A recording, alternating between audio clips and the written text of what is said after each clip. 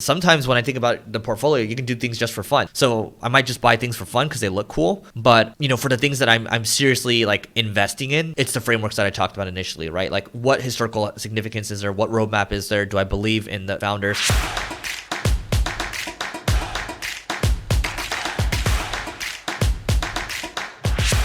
Today we are going to talk about my crypto portfolio, more specifically my NFT portfolio that contains cool NFTs such as Cryptopunks, Bored Ape Yacht Club, VeeFriends, World of Women, and way more. So I'm going to show you what I have in here, and I'm going to walk through how I think about these and what these NFTs have actually done for you. So then you'll have some frameworks that you can use as well, and hopefully you'll get some a nugget or two from this. But before we do, my name is Eric Su, creator of the Leveling Up Heroes NFT project, which is a personal growth NFT here to help level up the world. Don't forget to hit the like and the subscribe button to help this video grow so we can grow you too. All right, or grow others. So let's take a look at my screen over here. So this is one of the wallets that I have, and it includes at the bottom right, this is a CryptoPunk.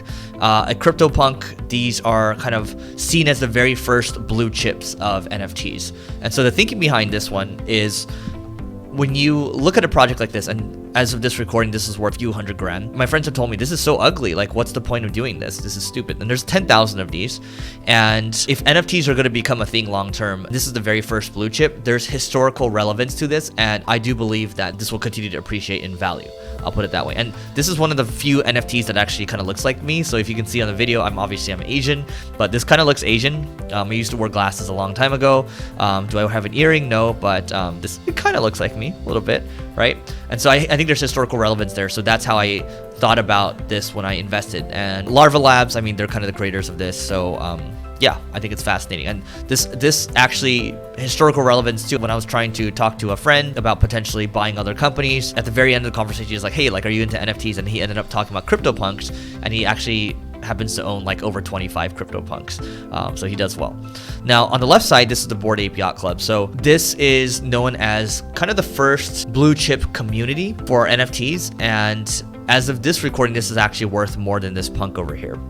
And the reason I like this ape over here, I should say, is it reminds me a lot about kind of what my values are, right? So, in life, you have to be resilient. You have to keep soldiering on. So he's wearing a soldier hat, right? Or like a helmet. He looks really intense as well. And the turtleneck kind of reminds me of Steve Jobs a little bit too, right? I'm not saying I'm Steve Jobs, but there's just certain elements. I mean, people like to buy things that have some type of story, right? So that's the kind of story that I'm telling myself. And orange kind of has the colors that are one of the two colors that are tied to leveling up. So it's actually orange and purple. And so, I think when I take a look at this one, it's interesting to me because through this ape, I actually was able to join a couple of different alpha groups, and I was able to meet a lot of amazing people who actually happen to own apes too. Without the ape, I wouldn't have gotten access to these other types of groups. And I've built some relationships that I think will be lifelong, and some people that are doing some really amazing things. And when you think about life in general, when you think about networking and relationships in general, it's really about these serendipitous interactions. And so I look to create serendipitous opportunities by being in the right place at the right time, right? And having access is usually worth it.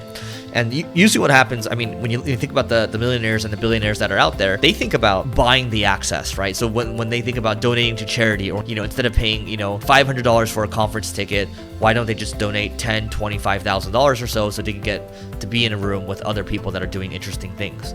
And so that's how you might think about these, right? In terms of these community-driven NFT projects. And Bored Ape, I mean, they've done a lot more. I've been to events that they've hosted as well, and it's just got, interesting vibes. Do I think it's like the sexiest looking art? Not necessarily, but I think this one, this ape speaks to me. And plus, I do like the number 7, my favorite. 2 is my second favorite. 8's a good number for Chinese people, and 6 is just 6. So that's that.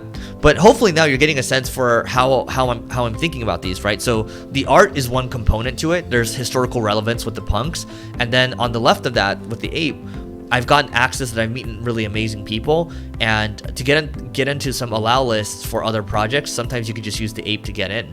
And so I do believe getting into certain groups in the future it's going to require kind of certain NFTs, and you're going to have this access that's available. And so that's what's exciting to me. And by the way, like how I'm thinking about these too is, down the road, what can you do with these? Can you collateralize these NFTs somehow, right? So that's that.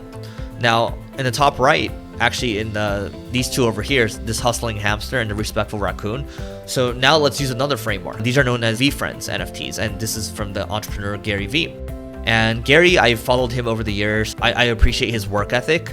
I like how he thinks about things, and I just think he's a good person in general. And so for me, when I look at this, I'm like, okay, well, what word does he say a lot? He says humble quite a bit. He says, so humility is a thing for him. Patience is the thing for him as well. Unfortunately, I didn't get those. But he's trying to create his own version of Disney long term. And I do believe he's going to work on this, and he's going to work hard on this. And the fact that he spent the time to draw these, it's not that the art is beautiful or ugly, right? What matters more is that he actually drew it himself, and so there's historical significance with that too. The fact that he hand drew these, and there's only 10,000 of these available for the very first season. So he does talk about hustle, right? So if he's going to develop these characters long term, hustling hamster, do I think this is going to eventually become a cute character? Yes. And the fact that it hustles, that's also a bonus too. So that's what I'm betting on long term here. Respectful raccoon, he talks a lot about respect as well. And by the way, you look at this project, 43,000 in ETH that's been driven, right? So if you do the math on that as of this recording, 43.5 times ETH as of this recording is about 2,700 or so. So $117 million in volume driven, and he takes about 10% of that, right? That's not even including the initial drop that he did. So that's $11 million as of this recording that he's collected on royalties as well. That's just a little interesting side note. But VeeFriends, do I believe in him long term? Do I think these are going to have long term value? Yes. And in addition to that, these also have utility. I have access to his conference for the next 3 years too, and so I'm going to be going to that this year, and so that's interesting to me. World of Women on the very left side over here, they actually just incorporated, and they're going full time on it, and they've released IP. So for me, I can do what I want with this woman, and probably just going to hold on to it because it's, to me, from what I understand, it's the very first women-driven community in the NFT world. So there's historical significance here. So this is like the first kind of entrepreneur that created something where he's trying to create the next version of Disney. This one is the first woman-led NFTs. These are the very first blue chip NFTs, and then this is the first community-driven NFT. So you can see where I'm going with this. There is historical significance with this, but also there's an element of community too. I've met some of the World of Women people, and they're great. They're very nice people. So that's that. I'm going to continue to go up a little more, and I'm not going to go through every single thing, but this is Tom Bilyeu right here. This is his impact theory founder's key, and for him, he founded Quest Nutrition, which is worth over $1 billion. And if you've had the Quest bars before, they're pretty good. But I believe in him as an entrepreneur. I think he's going to put in the work. He's got a roadmap, and I'm bullish on it long term. It's down right now, but I don't care because I invest, and I think about investing in decades, and I think about betting on the jockey, because there's not a lot to go off of on these, right? There's like the art, but like how do you value art, right? But I know when it comes to angel investments, betting on the jockey and betting on what they're trying to do, that's something that's a little more tangible to me. So that's that. Now, a couple more things here. I mean, some of these things I just do for fun, right? Like this one's for fun. This one's for fun over here. I needed this one to get access to my friend app over here called Floor, which is a great app. This is another wallet over here, but for this one, I mean, these are just cool looking. Like sometimes when I think about the portfolio, you can do things just for fun. So I might just buy things for fun because they look cool. But for the things that I'm seriously like investing in, it's the frameworks that I talked about initially, right? Like what historical significance is there? What roadmap is there? Do I believe in the founders? And even up here, you can see like these three over here, these Cameo passes. This is from the founder of Cameo, and I just believe in him. This one over here, this is Steve Aoki. And, do I believe in him? Absolutely. So these two over here, and then this was another founder, Illuminati. Like I met him by going to one of the ape dinners, and we became friends. And I also had him on the podcast, Alex Tell. Some of these other ones not as relevant. Like I bought something, and then this to get access to a party that I didn't even go to, this Playboy one. So that's that. And then I was just supporting a friend over here. Someone brought this up in one of the alpha groups I'm in. This is Farouk right here. These are kind of the rugs that he has. And then there's just other stuff too. The Rug Radio, Cool Cats has a nice community too. And then this is one of our leveling up heroes. This is called the Shaper. By the way, it's like animated so you can see what it does, right? And then some of these other ones were just like for fun, right? YPO is a community that I'm in. It's an entrepreneur group.